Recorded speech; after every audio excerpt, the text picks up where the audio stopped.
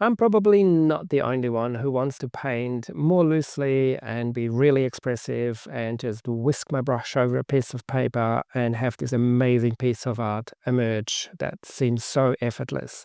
Well, let me share an approach with you today that may help you with achieving just that. Here's a painting I did in my sketchbook this morning, and that took me less than 20 minutes. To my standards, this feels pretty loose. And in a minute, I will actually show you how I painted that. But I have to admit, this isn't really my painting. This is based on a painting by this wonderful artist, Aubrey Phillips, which is definitely one of the people that I admire. That is the reference that I'll be using. I just love his work.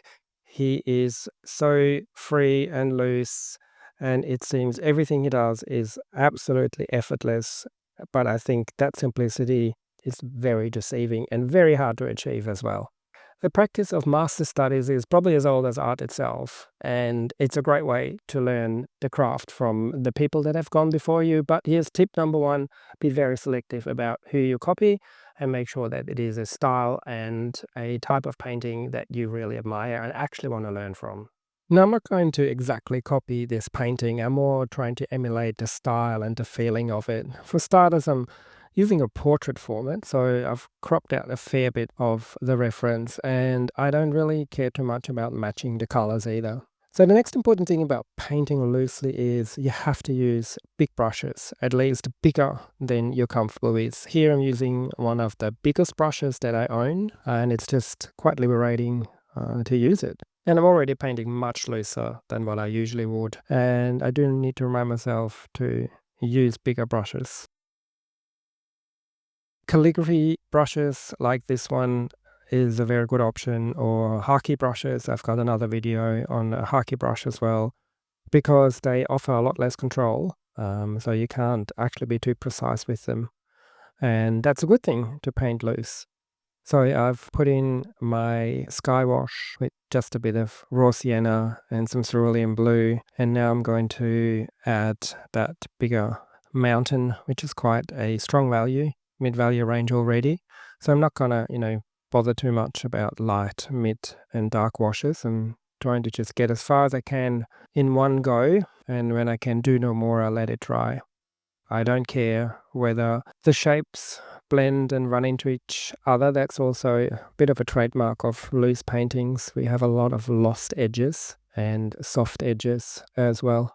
As always, I'm using a very limited palette for this one. You can see the colors in the descriptions, but I only use 4 or 5 pigments at the most for this. You can see I'm using a very strong mix already with very little water in it. I'm getting some dry brush effect here. And part of the fun for me to do master studies is to reverse engineer an artist's approach, knowing that I'm probably getting it completely wrong. I'm also going to drop in some of the water, even though the banks are still wet and the colors will run. I'm still using the big brush, so I get those bold brush strokes. There's not a lot of room for fiddling with detail. That's as much as I could do in the first layers. I let that dry, and now I've changed to a smaller brush, still a calligraphy brush that comes to a relatively fine point, so I can add a little bit more detail than in the last run, like the houses here and some of the rocks. And when I do master studies, I don't just think about, the style that they're painted in, but I'm obviously also trying to think about how did they compose the painting, where did the elements go, what's the value pattern that they've used, so that I can take that learning into one of my own paintings. Also, a quick word on sketchbooks. You can see that I'm using one here. I actually made this one myself. It's got my favorite paper, and I love painting in sketchbooks because it's low pressure. It tells me this is an exercise, this is for experimenting, and I'm not going to hang this on the wall. This is going to live on my bookshelf, and I love going through old sketchbooks and seeing how I've progressed over time, but also some inspiration in there. If I'm stuck with what I want to paint, I can just go through one of my sketchbooks and repaint something or pick up an idea that I've had a while ago. So I highly recommend working in sketchbooks, especially when you try something new or different, but I do recommend using good quality sketchbooks. They should be proper watercolor paper. There is a number of brands out there, and no, they're not cheaper than buying watercolor paper. That's not the point. It's not about money. This is about having your experiments and exercises in a collection in a book you can put away so that you can go back to them later on and just have a record of your progress. And I can only highly recommend that you get into sketchbook habits as well if you don't already do that. A few final brush marks to get a bit of texture in, and that'll be the end of this study. So just to recap, use big brushes, bigger than you're comfortable with, work very fast and expressive. Use a sketchbook to lose your inhibition. Don't care about the outcome.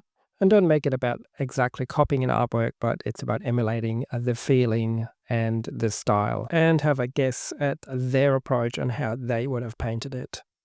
And one final insight about these relatively quick but certainly loose studies is it's a great warm-up exercise if you're planning to do a painting session and you feel a bit inhibited and intimidated to start a quarter sheet or a half sheet painting. Even these studies will really get you into the mood, which is what I've done, and painted this painting straight after, which is probably going to be the topic of my next video. Thanks for watching.